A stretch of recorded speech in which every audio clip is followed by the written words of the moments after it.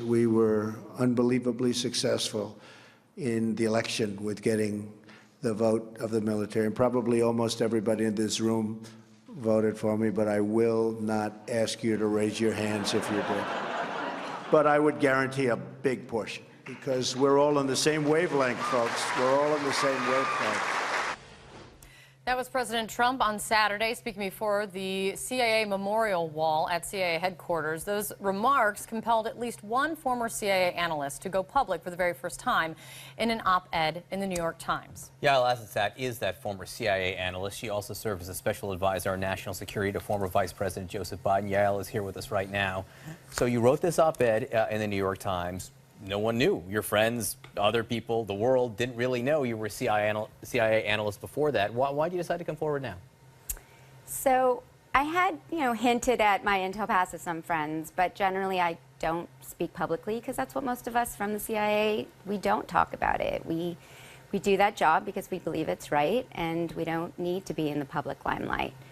But after hearing his comments at the CIA in front of a wall full of stars that represent people who have died serving this country and died quietly serving this country, I couldn't. I had to write how I felt about it, and hence the big piece yesterday. And in that piece, you write about one of those stars was one of your friends. Correct.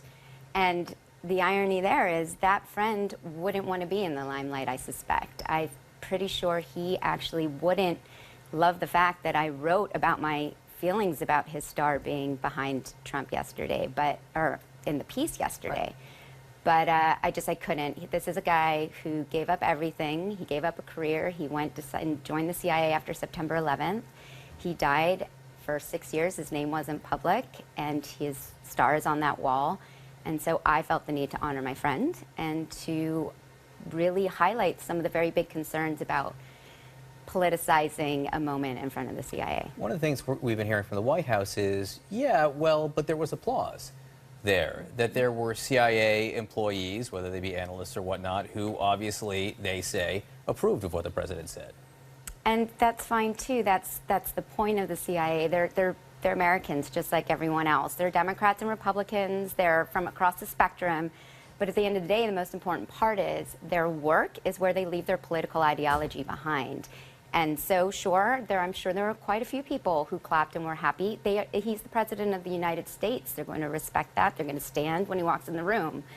But at the end of the day, it doesn't mean that so many, and I've spoken to so many of my friends who still work there, were not horrendously offended by the way he didn't actually talk about the CIA or the wall behind him. He talked about himself. If he had given the same speech in a different venue in front of CIA staff, would it have been different? Would you be reacting different to it, not in front of the wall?